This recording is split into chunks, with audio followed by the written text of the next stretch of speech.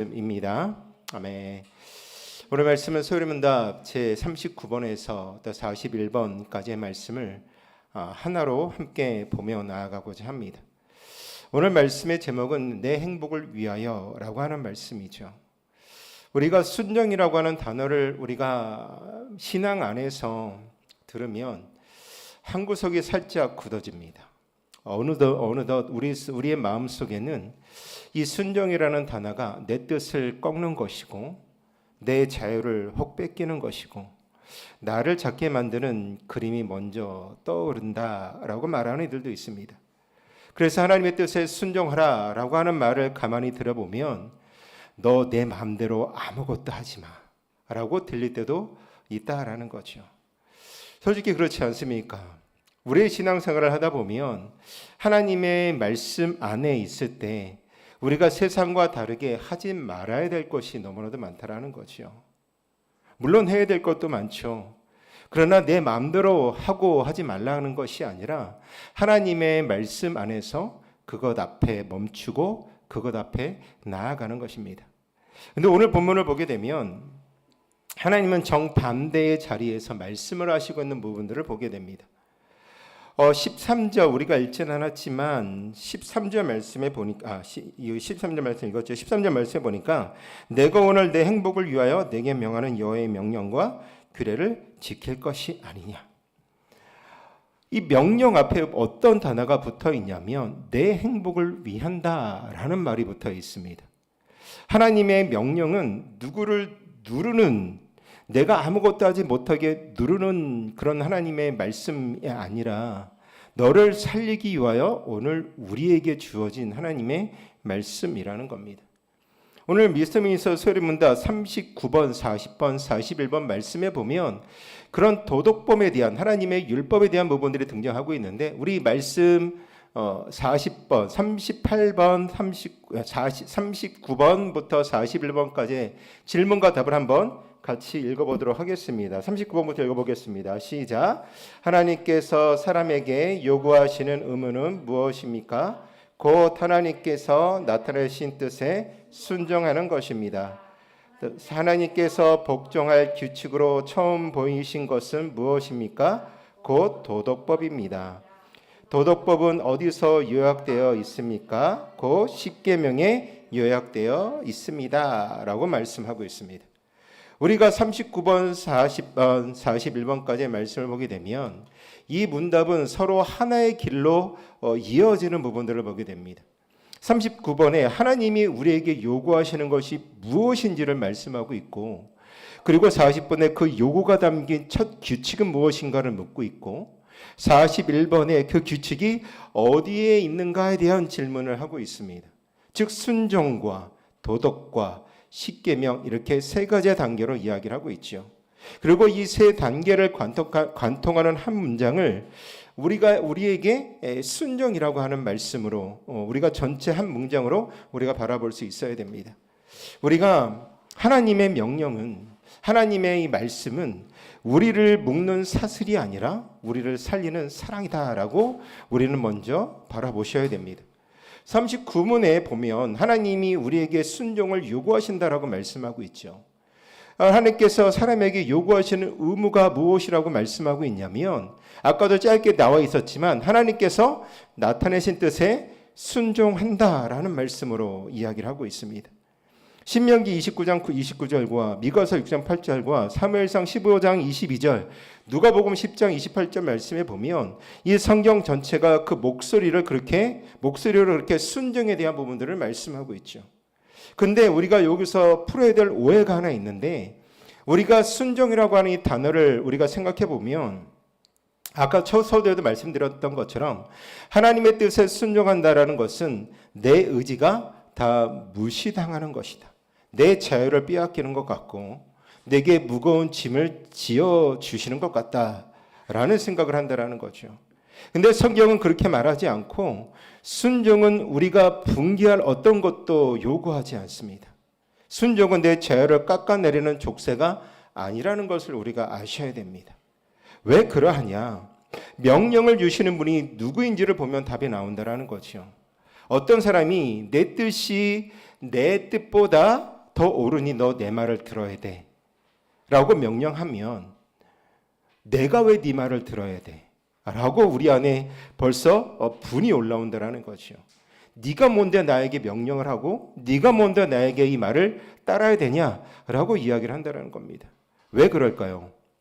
그 사람이 사실 나보다 더 나은 것이었기 때문에 내가 너의 명령을 들을 이유가 하나도 없기 때문에 그런 마음을 품는다라는 겁니다. 그런데 우리가 믿고 있는 그 하나님은 온 우주를 지으시고 마지막 날 모든 것을 심판하실 심판주라고 하는 사실을 우리가 알고 있습니다. 우리는 그분이 만드신 세상 안에 살아가고 있고 그분이 우리에게 주신 숨을 우리가 가지고 살아가고 있으며 매 순간 우리가 그분을 의지하며 나아가고 있다라는 겁니다.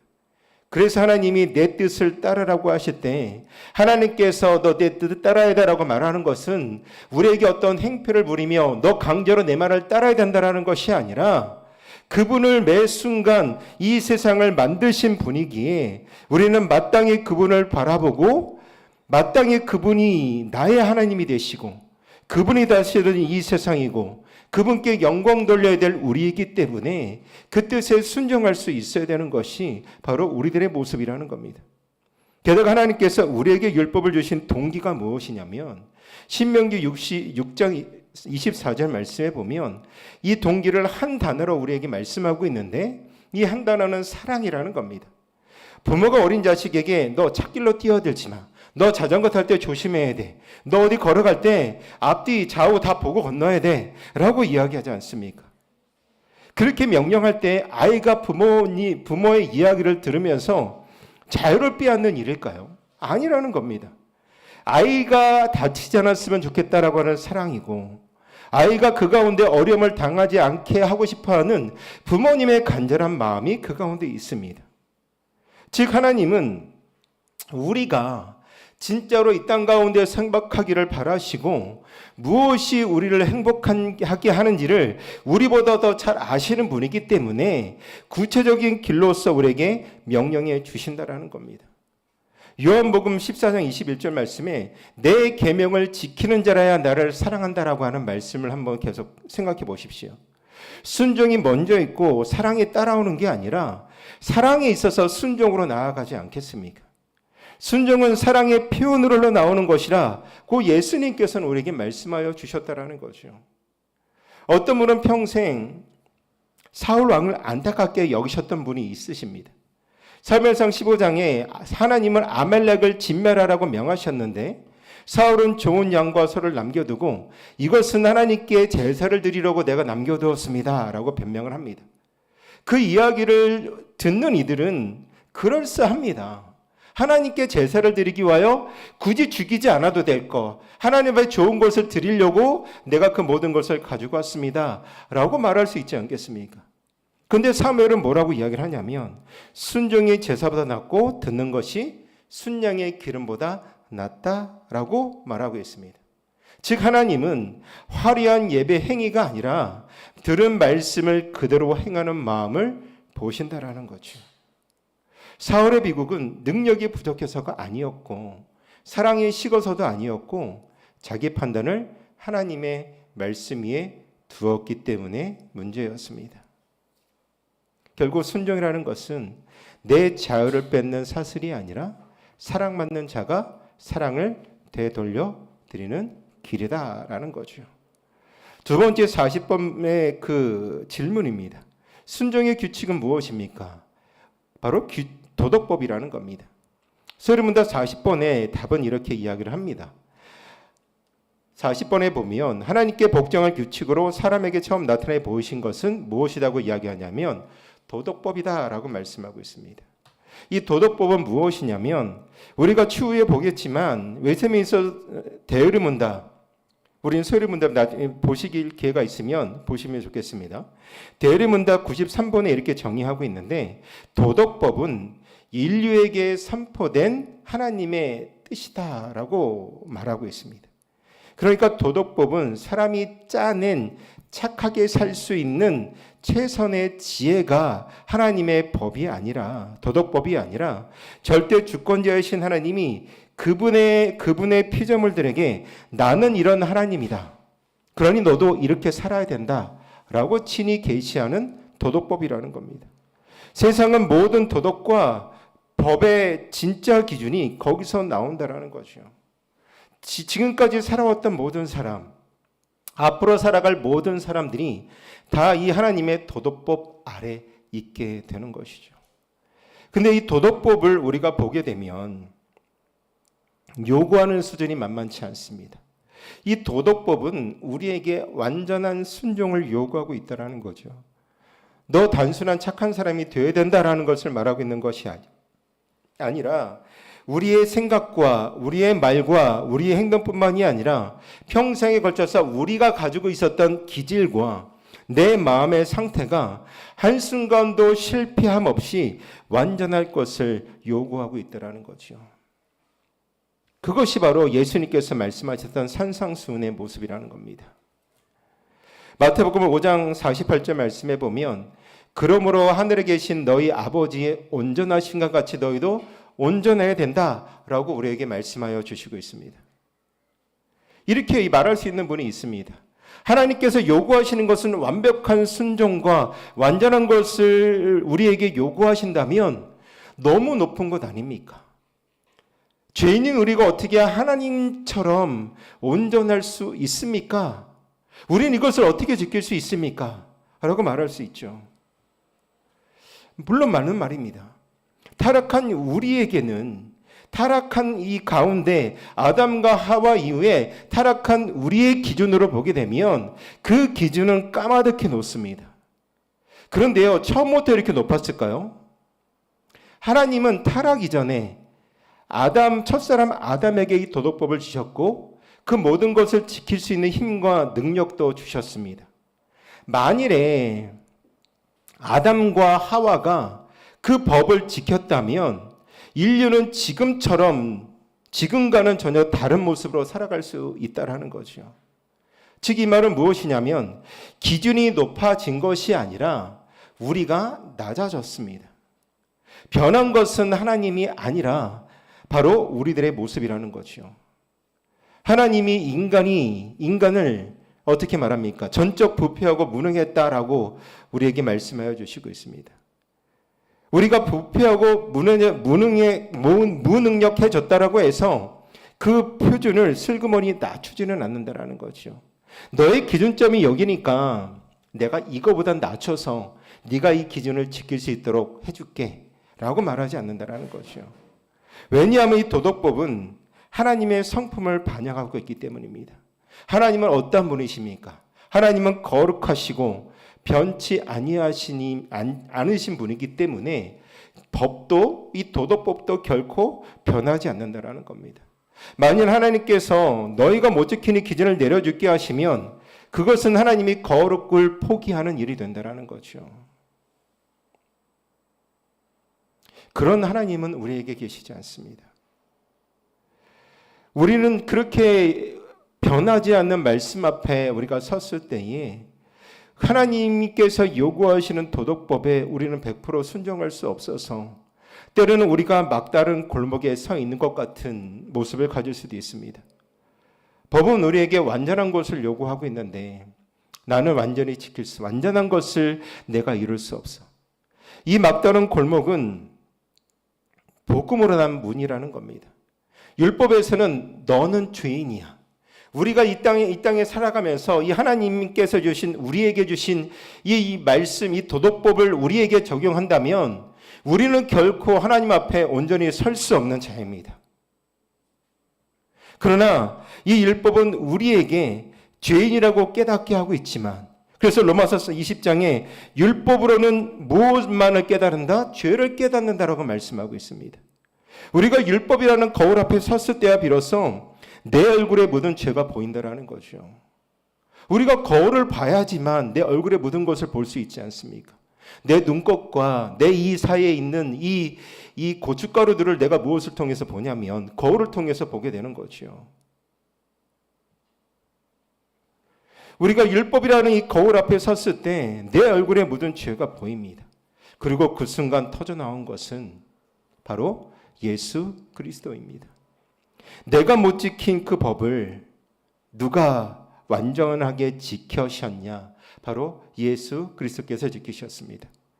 내가 받아야 될 저주를 누가 받았느냐? 바로 예수님께서 받으셨습니다. 그러니 도덕법은 우리를 정죄하고 끝나는 법이 아니라 우리를 그리스도께로 떠미는 법이라고 우리는 생각하셔야 된다는 거죠. 즉 율법은 우리를 절벽 끝에 세우는 것이지만 그 절벽 아래에는 십자가가 놓여 있다는 것을 우리는 기억해야 됩니다. 세 번째, 그 도덕법은 십계명에 요약되어 있다는 거죠. 41번의 질문에 보면 도덕법이 간략하게 요약되어 있는 곳은 어디입니까? 라고 되어 있을 때 답은 십계명에 요약되어 있다라고 말하고 있습니다. 출애굽기 31장 18절과 신명기 10장 4절 말씀이 바로 그 근거입니다. 십계명은 하나님께서 시내산에서 친히 음성으로 이루시고 두 돌판에 친히 써주신 하나님의 말씀이었습니다. 그래서 출애굽기 20장 1절부터 17절까지의 말씀의 기록을 보게 되면 내 첫째 계명은 하나님을 향한 의무, 나머지 6계명은 사람을 향한 의무라는 거죠. 첫째 계명은 여호와만을 예배하고, 둘째는 바르게 예배하고, 셋째는 합당한 태도로 예배하는 것이고, 네 번째는 안식의 때를 지켜 예배할 것을 말씀하고 있습니다. 그리고 다섯 번째부터 권위를 존중하고 생명을 사랑하고 존중하고 결혼의 신성을 지키고 이웃의 재산을 인정하고 진실을 말하고 탐욕을 버려야 된다. 사람 사이의 질서로 이어지는 거죠. 그런데 예수님은 이 10가지의 계명을 두 마디로 묶어주셨습니다. 마태복음 22장에 내 마음을 다하고 뜻을 다하여 주 너의 하나님을 사랑하라. 둘째도 그와 같으니 내 이웃을 내 자신과 같이 사랑하라. 결국 십자가의 본질은 무엇으로 우리에게 보여주고 있냐면 사랑으로 보여주고 있습니다. 위로는 하나님의 사랑이고 아래로는 바로 이웃 사랑이라는 거죠. 그래서 우리가 처음 붙은 그 두 문장이 다시 살아나는 것입니다. 즉 하나님의 법은 사슬이 아니라 우리를 묶어서 얼매는 그런 사슬이 아니라 사랑이라는 겁니다. 결국 십계명의 10개가 결국 사랑하라라고 하는 이 한 단어로 우리가 압축할 수 있는 것이죠. 그런데 이 사랑하라라고 하는 말을 일상에서 우리가 지키려고 한다면 결코 추상적이지 않습니다. 오히려 아주 구체적이고 솔직하게 말하면 좀 아픕니다. 어떤 분은 도무지 용서하고 싶지 않은 사람도 있겠죠. 내가 그 사람만 생각하면 내가 저 사람 때문에 자다가도 벌떡 일어나 라고 생각하는 분들도 있습니다. 그런데 주님께서 그런 생각을 저 사람만 생각하면 내가 내 잠을 자지 못하고 벌떡 일어나고 저 사람을 증오할 수밖에 없는 그 자리에 있는데 주님은 그 자리에서 내 이웃을 내 자신과 같이 사랑하라라고 말씀하고 있습니다. 끝내 용서하기로 마음먹는 그것이 바로 거기서 드리는 순종이라는 거죠. 어떤 분은 직장 가운데에서 눈을 감으면 이득인데 정직하게 말하면 손해를 보는 자리에 있을 수 있습니다. 진실을 말하라고 하는 9째 계명이 손해를 감수하더라도 정직하라고 하는 거기로 우리를 부른다라는 거죠. 또 어떤 분은 주일마다 밀린 일과 약속들이 있어서 예배의 자리를 지킬지 말지 매일 씨름하고 있습니다. 안식일의 때를 거룩히 구별하라고 하는 계명이 바로 그 씨름 한복판에서 우리를 부르고 있다는 거죠. 보십시오. 이 순종이라고 하는 것은 결코 멀리 거룩한 꼭대기에 있지 않는다는 겁니다. 손해를 감수하고도 정직을 택할 수 있는 우리들의 모습, 미운 사람을 여전히 내 마음은 그 사람을 미워하고 있지만 끝내 그 사람을 기꺼이 용서할 수 있는 그 순간, 바쁜 주일에 끝끝내 예배의 자리에 앉아있는 그 순간, 바로 거기서 우리는 사랑하라라고 하는 하나님의 법을 우리가 발견할 수 있는 겁니다. 그리고 신기한 것은 가장 손해를 본 것 같은 그 자리에서 우리는 가장 자유롭고 가장 행복한 사람이 된다라는 거죠. 그것이 어떻게 보면 우리에게 사슬인 줄 알았는데 그것을 순종하며 나아갈 때 결국 모든 것이 풀려나는 자리였다라는 겁니다. 분명히 두셔야 될 것이 있습니다. 구약에는 도덕법 말고도 의식법과 시민법이 있습니다. 의식법은 제사와 절기처럼 예배 의식에 관한 법인데 이것들은 다 그리스도를 예표하는 그림자였다라는 거죠. 그래서 그 실체이신 예수 그리스도께서 이 땅에 오심으로 신약 시대에 완전히 성취되어지고 폐기되었습니다. 시민법은 어떻습니까? 이스라엘 사회의 재판법이었습니다. 그 안에 담긴 공평의 원리는 지금도 귀하지만 그 규정 자체가 우리를 구속하지는 않습니다. 그러나 변하지 않는 것, 영원한 것은 바로 도덕법입니다. 왜 도덕법이 영원하냐? 하나님의 성품을 반영하고 있기 때문입니다. 그러기에 십계명이라는 것은 구약에 주셨던 유대인의 규칙이다라고 생각할 수 있지만 그것은 오늘날 우리들에게도 살아있는 하나님의 음성이 되어야 되는 줄로 믿습니다. 그런데 구원받은 우리에게 이 법이 왜 필요한지를 우리는 생각해 보셔야 된다는 겁니다. 이미 우리는 은혜의 믿음으로 의롭다함을 받았고 하나님의 자녀로 입양된 사람들입니다. 그런데 왜 도덕법이 요구를 받느냐? 다시 정죄하기 위해서일까요? 아닙니다. 참된 그리스도는 다시 정죄받을 일이 결단코 없습니다. 그것은 로마서의 말씀의 약속이라는 거죠. 그렇다면 왜 우리에게 이 도덕법이 필요하냐? 세 가지 이유 때문에 그러합니다. 첫 번째 도덕법은 하나님이 어떠한 분인지를 보여주는 것입니다. 그분의 성품과 그분의 뜻을 알게 해준다는 거죠. 두 번째로 도덕법은 우리가 그리스도와 얼마나 깊이 연결되어 있는지를 우리에게 보여주고 있는 말씀입니다. 우리가 못 지킨 그 법을 그리스도께서 친히 완성하셨고 우리가 받아야 될 저주를 대신 받으셨으니 이 법을 볼 때마다 우리는 그리스도를 더 선명하게 볼 수 있는 것이죠.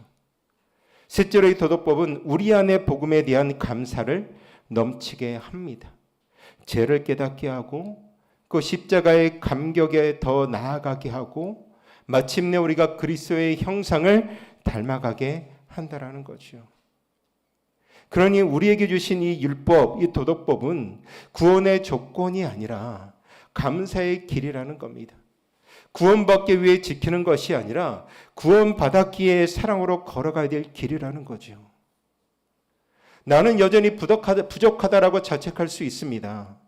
그런 마음이 들 때 들으셔야 된다는 거죠. 우리가 비록 완전한 목표를 이루지 못한다 할지라도 내가 완전한 그 거룩의 자리에 내가 하나님께서 말씀하신 그 자리에 내가 온전히 서지 못한다 할지라도 우리가 진심을 다하여 정직한 삶을 향하여 우리가 율법을 지키며 애써 걸어간다면 주님은 우리의 부족함을 용서해 주신다라는 겁니다.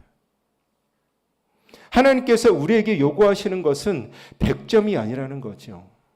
우리 아이들이 100점 받기를 부모님이 원하시지만 내 자녀가 어떠한지를 알면 그 아이가 80점짜리 그까지밖에 안 되는데 걔가 있어서 89점, 90점까지 올라간다면 그것은 칭찬받을 만한 일이 아니겠습니까? 사랑을 향한 그 발걸음을 받으시는 분이 바로 우리 아버지라는 사실입니다. 그리고 이 순종의 자리는 내 힘으로 갈 수 있겠습니까? 아닙니다. 하나님은 예레미야서 31장 33절에 그 법을 그들의 속에 두며 그들의 마음속에 기록하였다라고 명령하고 있고 에스겔서 36장 27절 말씀에 내 영을 내 속에 두어 너희로 내 율례를 행하게 하리니 결국 돌판에 새겨진 그 법이 이제 성령님으로 말미암아 우리의 마음판에 새겨졌습니다. 무너졌던 우리의 자리들, 내 찢어져 버렸던 내 마음들, 율법의 짐으로만 느꼈던 그 마음을 하나님께서 다시 살리시고 그 안에 당신의 법을 새겨주신다는 거죠. 그래서 우리는 억지로가 아니라 자유롭고 즐겁게 그 목표를 향하여 걸어가는 것. 결국 그것이 회복이지 않겠습니까? 말씀을 맺겠습니다. 다시 처음으로 돌아가서 신명기 10장 13절에 내 행복을 위하여 라고 하는 질문을 가지고 이 단어를 가지고 우리는 출발하였습니다. 그리고 내 행복을 위하여라고 출발할 때 순종은 사슬인가 사랑인가? 여러분들은 무엇이라고 생각되십니까? 이제 답은 명쾌해졌습니다. 순종이라는 것은 사슬이 아니라 사랑이고 이 율법은, 이 순종은 우리를 누리려고 하는 법이 아니라 우리를 진짜로 살리는 것이고 우리로 하여금 진짜로 복받게 하라는 것이고 진히 그 법을 우리의 마음에 새겨주신 분이라는 겁니다.